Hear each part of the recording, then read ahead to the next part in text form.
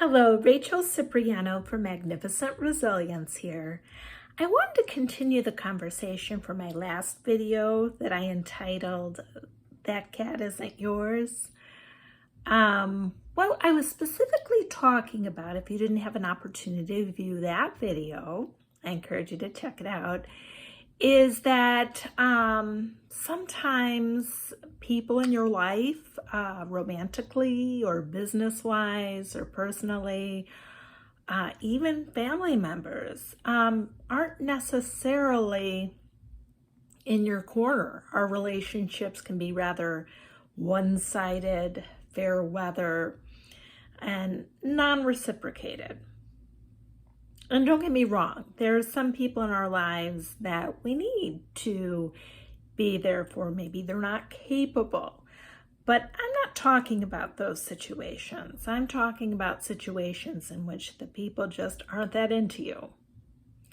And the reason it is so important to examine your relationships in your network, personally and professionally, and perhaps weed out accordingly, is that we only have so much time.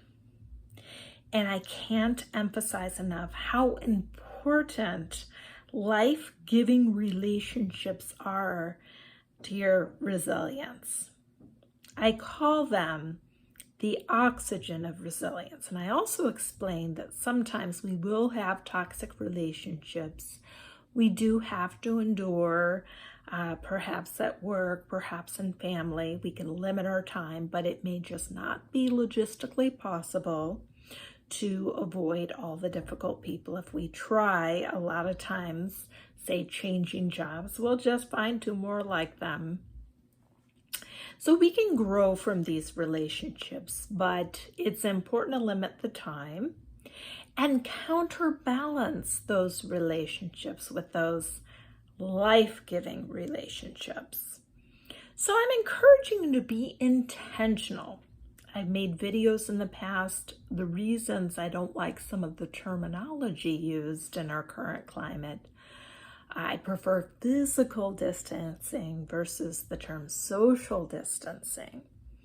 Because as I've explained in the past, our relationships were just designed for a relationship. And you can see what happens with all the isolation. For example, the children who are doing their schoolwork at home.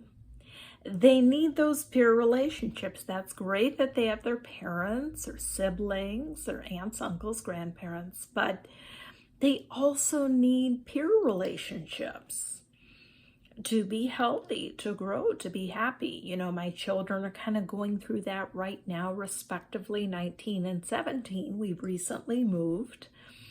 And I'm just really thinking good thoughts and praying that they will develop healthy, happy relationships because it's so important. And obviously, as you can imagine, it's difficult when you move to a new place. Kind of have to rebuild. And even though they have relationships they've cultivated and built from where we used to be in Illinois, obviously, you need some proximity. There's always Zoom, there's Xbox Live, and all that good stuff for Joey and Tiffany. You know, it isn't the same. You need people that you can have connection with more face-to-face. So anyway, I just want you to really take that in. I felt the need to, I just don't think this point can be underestimated. You know, I explain a lot about the importance of consciousness, raising your level of consciousness, raising your level of intentionality. In the field, there's a fancy term called metacognition, which means to think about what you're thinking about. How often do people just walk through life stream of conscious? They don't know what they're even thinking about. That's why I encourage my audiences and clients to take pen to paper and journal so you can find out what's in your mind and you can challenge some of those unhealthy thoughts. So likewise, when it comes to your relationships, it is so worth your time to really take an intentional examination at the anatomy of those relationships and what exactly is going on there.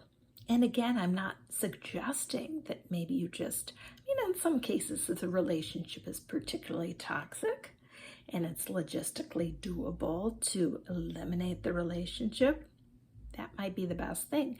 A lot of times it's just being more purposeful about the time, the energy, the investment you make in the relationship. So please think about that. Give me your thoughts if you have any. Share, like, subscribe. Have a great day. Rachel Cipriano with Magnificent Resilience.